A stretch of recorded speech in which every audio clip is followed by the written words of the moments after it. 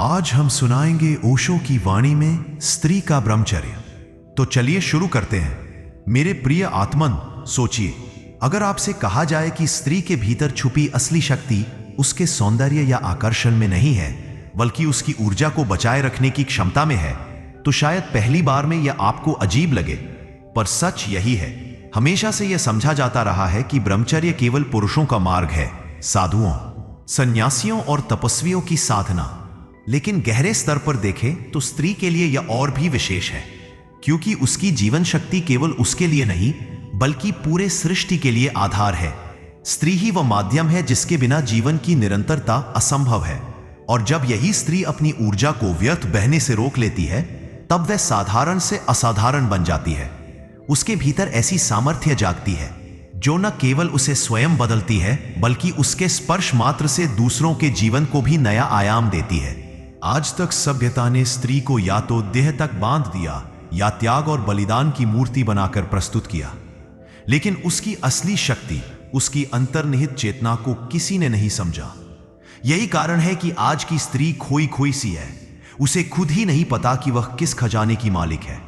ऊर्जा का रहस्य स्त्री की देह केवल सुंदरता का प्रतीक नहीं है, यह ऊर्जा का महासागर है।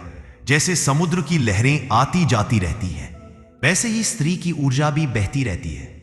लेकिन जब यह ऊर्जा बेकार के संबंधों, गलत आदतों या अज्ञान में बिखर जाती है, तब उसके पास खालीपन, थकान और पीड़ा के अलावा कुछ नहीं बचता। लेकिन जिस क्षण वह इस प्रवाह को रोकना सीख लेती है, यानी ब्रह्मचर्य की ओर कदम बढ़ाती है, तभी उसके भीतर से प्रकाश फूटने लगता है। वह साधारण इंसान नहीं रहती, वह चलती फिरती शक्ति बन जाती है। समाज क्यों डरता है इस सच से? आपने गौर किया होगा, इतिहास हमेशा स्त्री को नियंत्रित करने की कोशिश करता रहा। कभी धर्म ने कहा स्त्री पाप का द्वार है, कभी संस्कृति ने कहा उसका स्थान केवल घर की चारदीवारी है, कभी राजनीति ने उसे उपभोग की वस्तु बना दिया। क्योंकि अगर स्त्री को उसकी वास्तविक शक्ति का बोध हो जाए, तो समाज के बनाए सारे ढांचे ढह जाएंगे। एक जागृत स्त्री को कोई रोक नहीं सकता। वह न केवल अपने जीवन को बदल देती है, बल्कि पीढ़ियों तक प्रभाव छोड़ जाती है। ब्रह्मचर्य का अर्थ यहां यह समझना जरूरी है कि ब्रह्मचर्य का मतलब विवाह न करना या संबंध छोड़ देना नहीं है। इसका असली अर्थ है ऊर्जा का सही दिशा में उपयोग।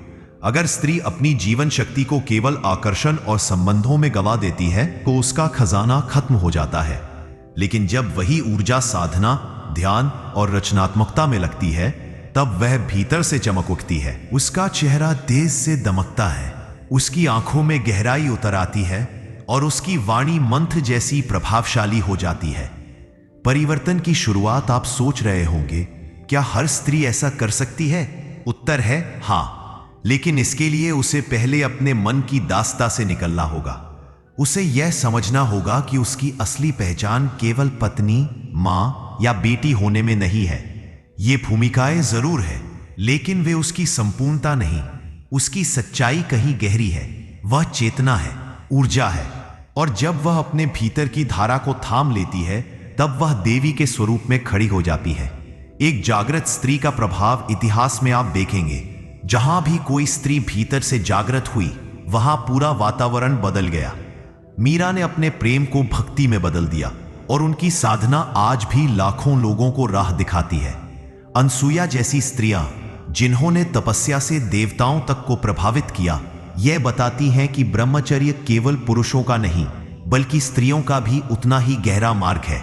एक साधारण स्त्री भी अगर वह अपने भीतर की शक्ति को थाम ले, तो उसके कदमों के नीचे से पूरी पृथ्वी कांप उठती है। स्त्री के जीवन का सबसे बड़ा रहस्य यह है कि उसे अपने अस्तित्व को किसी से उधार लेने की जरूरत नहीं है। वह अपने आप में पूर्ण है। लेकिन समस्या तब शुरू होती है जब उसे यह यकीन दिलाया जाता है कि उसकी पूर्णता किसी पुरुष के साथ जुड़ने पर ही पूरी होती है। सदियों से समाज ने यही कहानी सुनाई, स्त्री अधूरी है, उसका उद्देश्य पुरुष के बिना संभव नहीं। पर सच्चाई इससे ठीक उलट है। स्त्री अपने आप में ब्रह्मांड है। उसके भीतर सृजन है, पालन है, करुणा है और शक्ति है। जब एक स्त्री यह समझ जाती है कि उसे अपनी रोशनी जगाने के लिए किसी दूसरे की मोमबत्ती की जरूरत नहीं है, तभी उसका असली सफर शुरू होता है। ऊर्जा का खेल आपने देखा होगा। जब स्त्री प्रेम में होती है तो उसका चेहरा अलग ही चमकता है, वह फूल की तरह खिल उठती है। लेकिन क्या आपने यह गौर किया है कि वही चमक थोड़े समय बाद बुझ भी जाती है, क्योंकि उसकी ऊर्जा अक्सर केवल भावनात्मक उतार चढ़ाव में खर्च हो जाती है। वह किसी के लिए जीती है, इसी की अपेक्षाओं में बंध जाती है।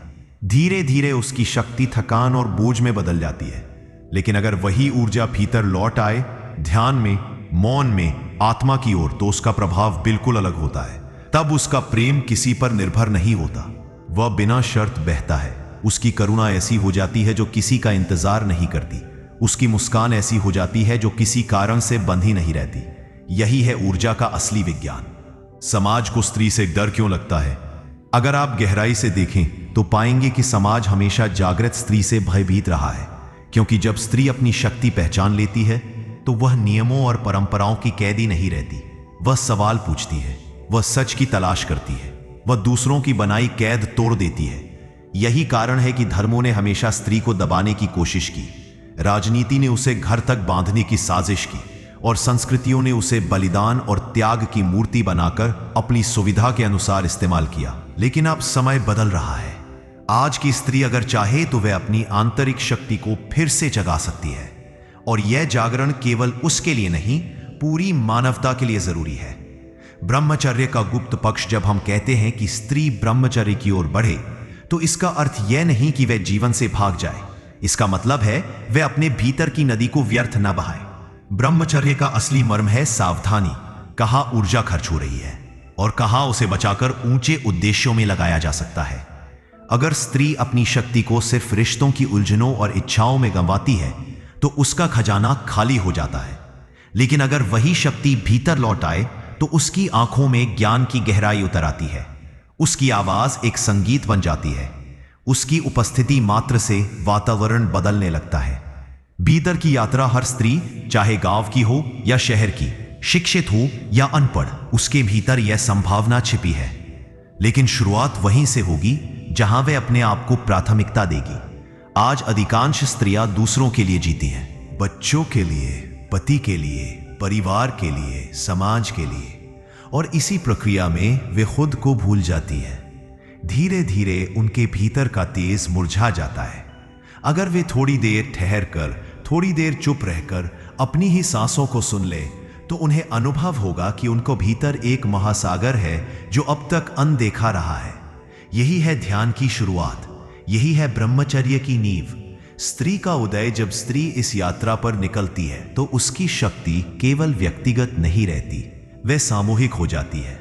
उसके स्पर्श से उसका परिवार बदलता है, उसकी दृष्टि से उसके बच्चे नया मार्ग पाते हैं, उसके मौन से उसके आसपास का वातावरण पवित्र हो जाता है। ऐसी स्त्री देवी कही जाती है, न इसलिए कि वह किसी मंदिर में पूजी जाए, बल्कि इसलिए कि उसके भीतर की शक्ति सबके लिए आशीर्वाद बन जाती है। स्त्री को अक्सर यह सिखाया गया है कि उसे ज्यादा बोलना नहीं चाहिए, ज्यादा सवाल नहीं करना चाहिए, ज्यादा अपनी इच्छाओं का इजहार नहीं करना चाहिए। पर यही मौन जब भीतर की जागरूकता में बदलता है तो वह एक विस्फोटक शक्ति बन जाता है। स्त्री अगर अपने भीतर के मौन को सुन ले तो वही मौन उसका सबसे बड़ा शिक्षक बन जाता है।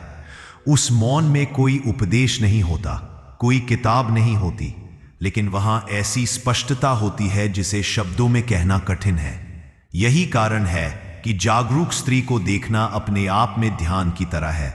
उसकी आंखों में गहराई होती है और उसकी मौजूदगी दूसरों के मन को शांत कर देती है।